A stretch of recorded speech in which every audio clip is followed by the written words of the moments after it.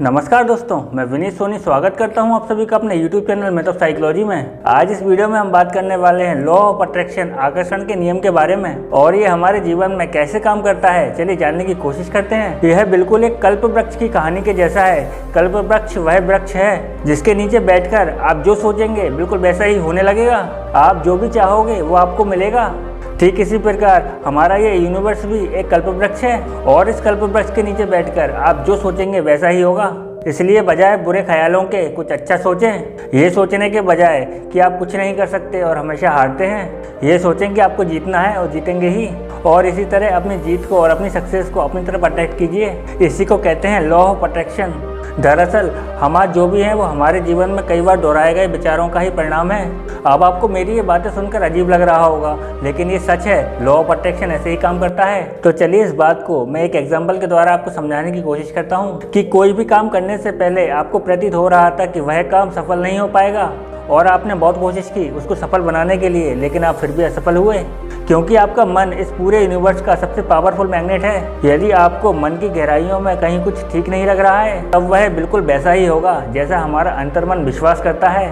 वह वैसी ही परिस्थितियों या चीज़ों को आकर्षित करता है। तो चलिए इस बात को हम और अच्छे से जानने के लिए अपने दिमाग को समझते हैं। ये तो बहुत सारे लोग जानते ही होंगे कि हमारा दिमाग दो हिस्से में काम करता है और दो हिस्सों में बटा हुआ होता है।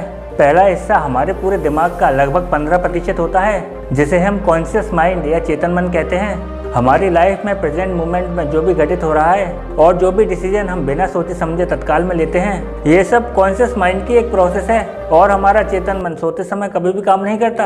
और अगर हम दूसरी तरफ बात करें तो हमारे दिमाग का 85% पार्ट सबकॉन्शियस माइंड और अवचेतन मन कहलाता है। ये सोते जागते हर समय अपने जीवन में घटित हुई घटनाओं को अपने अनुभवों के द्वारा कैलकुलेट करता रहता है और एक इमेज तैयार करता है और उसी इमेज के आधार पर हम अपने आने वाले भविष्य में चीज़ों को आकर्षित करते हैं। जैसे कि हम सभी में से शायद ही किसी ने भूतों को देखा हो, परंतु भूतों का डर अधिकांश लोगों में देखा जाता है। पता है क्यों?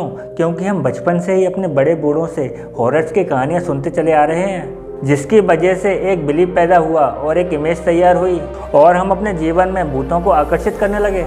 जिन जिन आकृतियों और समय पर कहानियों में भूतों को देखा, सुना या पढ़ा होता है, जैसे कि आप अंधेरे में डर जाते हैं, शमशान रास्ते पर डर जाते हैं, वो छवि आपके दिमाग में बैठी होती है, उससे आपको डर लगता है। और ऐसे ही हम जाने अनजाने में बहुत सारी चीज़ों को अपनी ओर खींचते रहते हैं और उसी के आधार पर हमारे भविष्य की सफलता और असफलता निर्धारित होती है। और जैसे हम भूतों की एक इमेज और कल्पना करके भूतों को अपने जीवन में देखने, समझने और उनका डर पैदा कर लेते हैं, ठीक वैसे ही हम अपने दिमाग में सफलता और असफलता का एक इमेज बनाकर बिठा लेते हैं और उसी के आधार पर हमारा फ्यूचर बनता है। जैसे कोई इंसानों में से गौतम बुद्ध या विवेकानंद बन जाता है और कोई क्रिमिनल। नज़र सबकी एक जैसी है लेकिन नज़रिए सबके अलग अलग। तो जो भी आप अपने जीवन में बनना या पाना चाहते हैं तो उसे सही तरीके से देखना, सोचना और समझना आज से ही शुरू कर दें और विश्वास रखें, जो आप चाहोगे वो आपको ज़रूर मिलेगा। तो दोस्तों, आपके जीवन में अभी कभी इस प्रकार की कोई घटना घटी है तो हमें कमेंट करके ज़रूर बताइए और ऐसे इंटरेस्टिंग इन्फॉर्मेशन के लिए हमारे YouTube चैनल को सब्सक्राइब करना ना भूलें।